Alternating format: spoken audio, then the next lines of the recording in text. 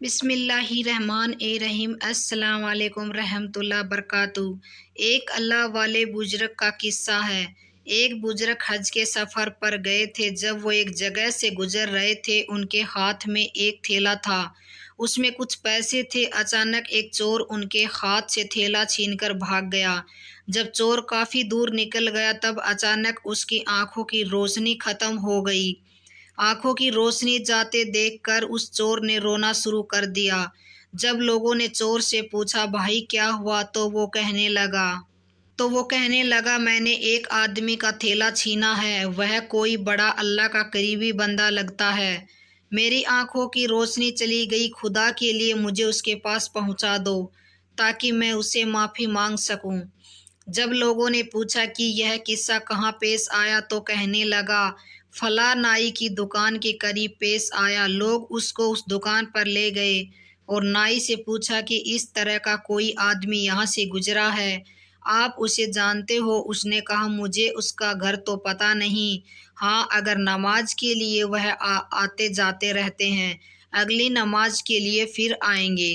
یہ لوگ انتظار میں بیٹھ گئے۔ وہ بزرگ اپنے وقت پر تشریف لائے۔ لوگ اس چور کو ان کے پاس لے گئے تو اس چور نے جا کر ان کے ہاتھ پاؤں پکڑ لیے کہ مجھ سے غلطی ہو گئی، گناہ ہو گیا، نادم ہوں، شرمندہ ہوں، میری آنکھوں کی روشنی چھن گئی، آپ اپنے پیسے واپس لے لیجئے اور مجھے معاف کر دیجئے تاکہ اللہ تعالیٰ میری آنکھیں ٹھیک کر دے۔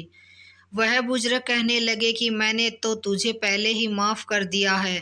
یہ سن کر چور بڑا حیران ہوا، کہنے لگا حضرت میں تو آپ کا تھیلا چھین کر بھاگا اور آپ کہتے ہیں کہ معافی مانگنے سے پہلے ہی معاف کر فرما دیا۔ وہ فرمانے لگے ہاں میرے دل میں کوئی بات آ گئی تھی۔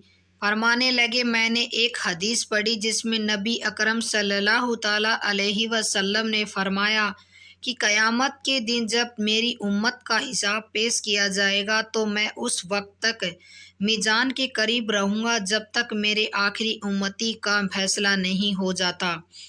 میرے دل میں یہ بات آئی کہ اگر میں نے اس چور کو معاف نہیں کیا تو قیامت کے دن یہ مقدمہ پیش ہوگا، اور جتنی دیر میرے مقدمے کا فیصلہ ہونے میں لگے گی، اللہ کے نبی علیہ السلام کو اتنی دیر جنت سے باہر رہنا پڑے گا۔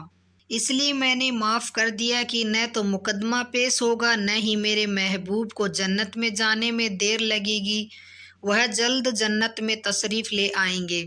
اس لیے کبھی بھی چوری نہیں کرنی چاہیے، اللہ کے راستے پر چلنا چاہیے، جو مانگنا ہے اللہ سے مانگیے، سب اللہ دینے والا ہے، بڑا مہربان ہے۔ اگر ویڈیو پسند آئے تو لائک کر دیں اور نئے ہیں تو سبسکرائب کر لیں۔ السلام علیکم رحمۃ اللہ وبرکاتہ۔